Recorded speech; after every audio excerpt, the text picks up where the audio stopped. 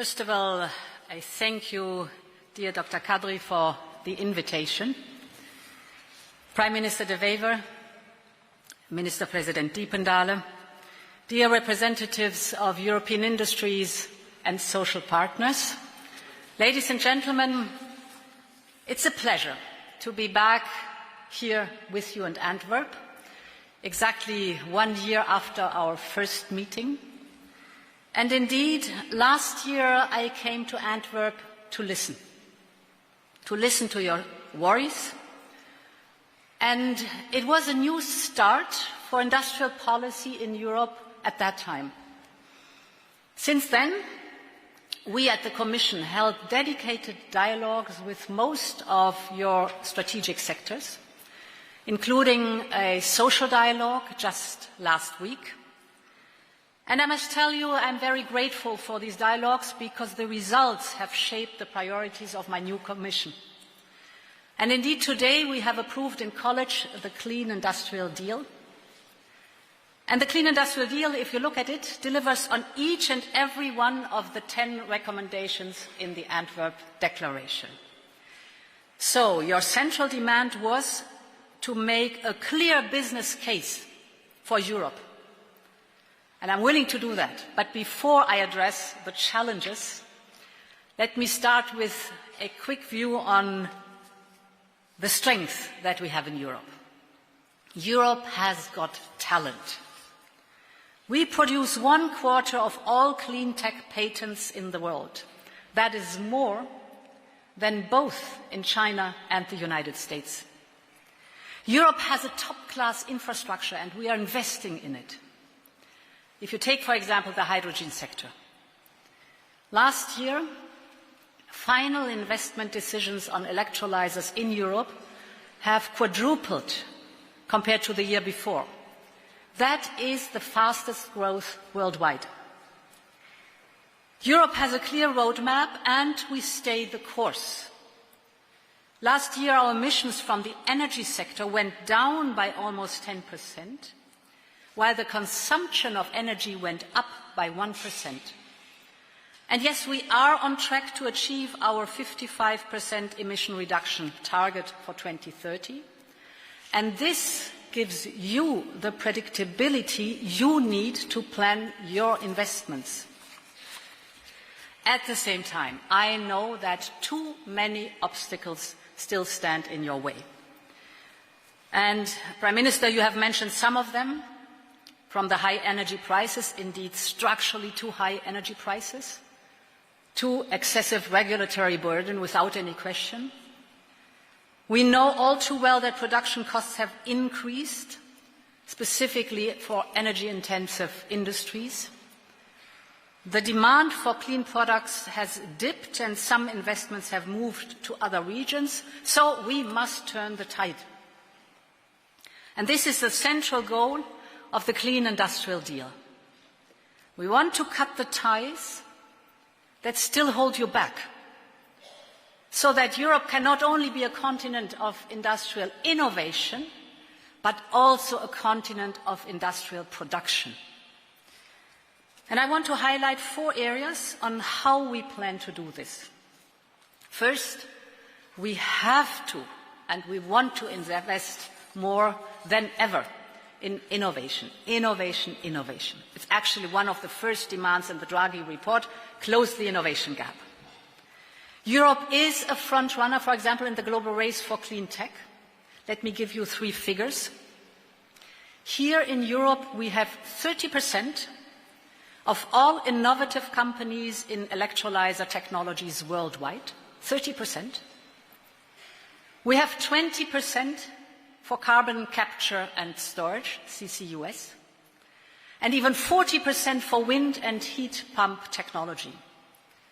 And this is where we can really beat global competition.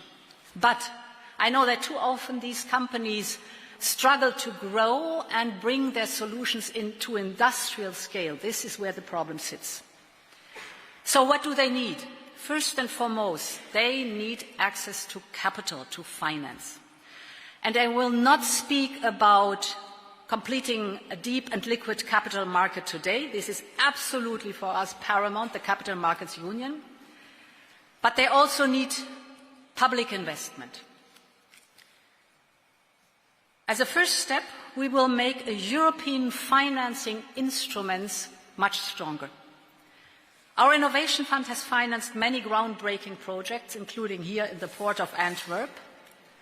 But we also see that every call that we have in the Innovation Fund is heavily oversubscribed, and we have to turn down many of your good projects. So this has to change. And therefore, we will mobilize up to 100 billion euros to establish a new decarbonisation bank.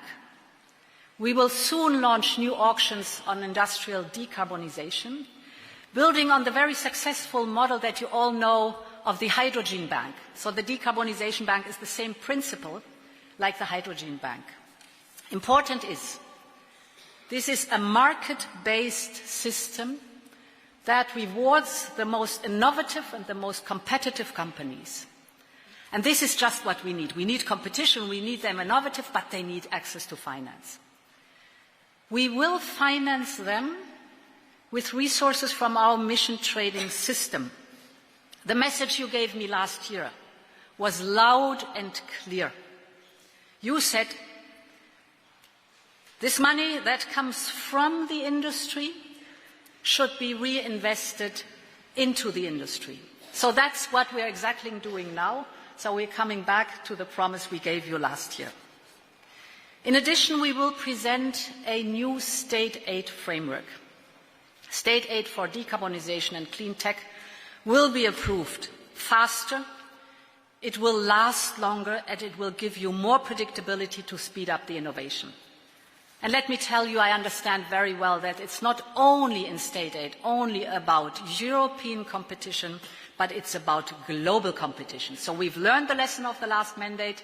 We have to change the framework, we have to adapt it, and we have to be faster and more predictable for all of you. There's one innovative sector I want to focus on in particular, and that is circularity. Europe has clearly a first-mover advantage here. 1/3 of all circular technology companies are European, and I know that some of them are present here in the room. And if we look at figures, more than 50% of our steel, iron, zinc or platinum are made from scrap. And this covers more than 25% of European consumption. But we need to go faster and further. For instance, China controls 80% of the global battery recycling capacity. And we still send huge volumes of precious waste back to China. Instead, end-of-life batteries could provide almost 15% of the lithium we need already in 2030, 15%. This is enough to produce 2 million batteries for electric vehicles. So, we need a paradigm shift on circular economy, and to support this movement, we will present a Circular Economy Act. We have to keep critical raw materials waste in Europe and give it new life. And this is not only good for the planet, it also supports our open strategic autonomy. Ladies and gentlemen, the second pillar of the Clean Industrial Deal is simplification. And we are delivering on the promise I gave you last year. Simplification is vital to Europe's competitiveness. So today, as you know, we have presented our first 2 omnibuses. The omnibus substantially cuts reporting obligation on this magic triangle that is taxonomy, CSRD and CSDDD, and we also add CBAM, abbreviations, but I think you all know these abbreviations very well. This could save up to 6 billion euro every year for European companies. And this is more than the annual budget reduction target we set initially. What are the figures? if we look at CSRD and CSDDD, around 80% of the companies will be excluded from the scope of the CSRD and the CSDDD. Around 90% of companies will be exempted from mandatory taxonomy. And our CBAM proposal will exempt 90% of importers. Now, you can say, what is about the carbon footprint? Well, let's look at the figures together. These 90% of companies that we are exempting now from CBAM are responsible for less than 1% of import volumes, so less than 1% of the associated emissions. So the climate impact in this change is minimal, while the positive impact on the SMEs is huge. And more simplification is on its way. I want to repeat my call I did last year. If you come with good suggestions, doable suggestions, we're grateful for that, we want them, and as you see in the first omnibuses, we included already a lot of what you wrote to us. So a fleet of omnibuses will target red tape and administrative burden in a number of areas, but I also want to be very clear. Our climate and social goals do not change, because our commitment to the social market economy is unwavering. The social market economy is the foundation of our European single market. Because the young people would never forgive us if we did not rise to the challenge of global warming. And finally, because you, the industry, you need predictability. In other parts of the world, we are now seeing the impact of political U-turns for investments. We are staying the course towards our decarbonization goals, but on the way towards these goals, we will be adaptable, we will be flexible, we will be pragmatic and technology neutral. And this session here today is the proof already of the beginning of this attitude. The third priority in the Clean Industrial Deal is to bring energy prices down. You all said it, they're structurally too high. Europe's dependence on imported fossil fuels is the main cause of these higher, more volatile energy prices. The more we have to import fossil fuels, the more dependent we are on the global market. So we have to bring these prices down. And of course, we do not start from scratch. Since the launch of the European Green Deal, we have saved 60 billion euros of fossil fuel imports. And how was this possible? Because of the low-carbon approach, thanks to cheap, homegrown renewables and as a baseload nuclear. But we need more predictable prices than we have today. This is good that we have reduced, but we need much more predictable prices and structurally lower prices. So we need more connections across Europe, more energy offtake and more energy efficiency.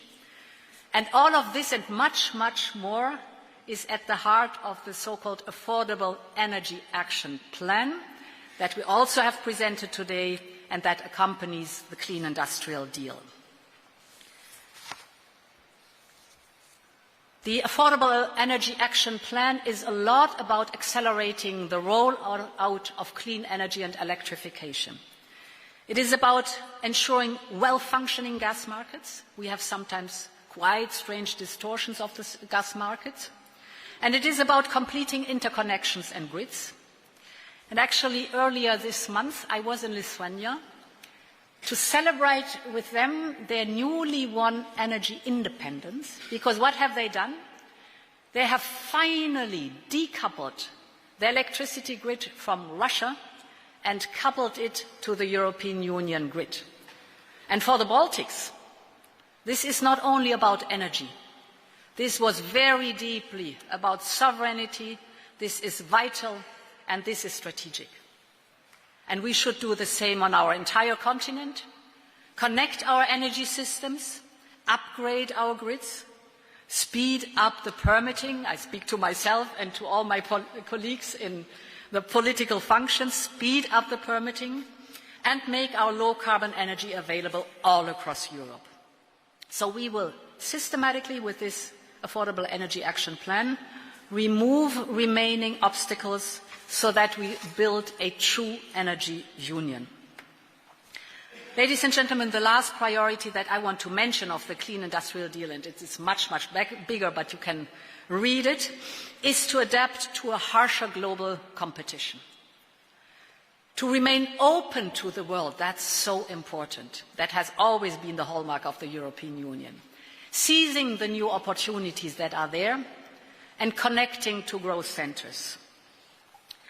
Since taking office last December, the new Commission has been delivering on this commitment. In the first week of December, we finalised a groundbreaking partnership agreement with Mercosur. Before Christmas, we concluded with Switzerland. In January of this year, we concluded trade negotiations with Mexico, and we launched negotiations with Malaysia. And as you said, the College of Commissioners will travel tonight to India, and we are also negotiating a free trade agreement with India. We want with India to strengthen the ties, expand trade with the world's largest democracy. So it's a lot about going around in the world. We have many, many friends in the world that want to do business with us, and my function is to enable this and to ease this business for you with other regions of the world. Europe has been an industrial leader for centuries because we have always managed to ride the wave of change. Our industries have constantly renewed and remodeled by families who passed on their knowledge from one generation to the next, and by disruptors who dare to leave the old path for the new one. So today, we stand again at a watershed moment in our history. And I know that together, we are ready for change, so that the future of industry can continue to be made in Europe. And that next year, I would love to come back to the Antwerp summit to report what we've done in between, to listen how your reality was in between, and thank you very much for inviting me. Long live Europe.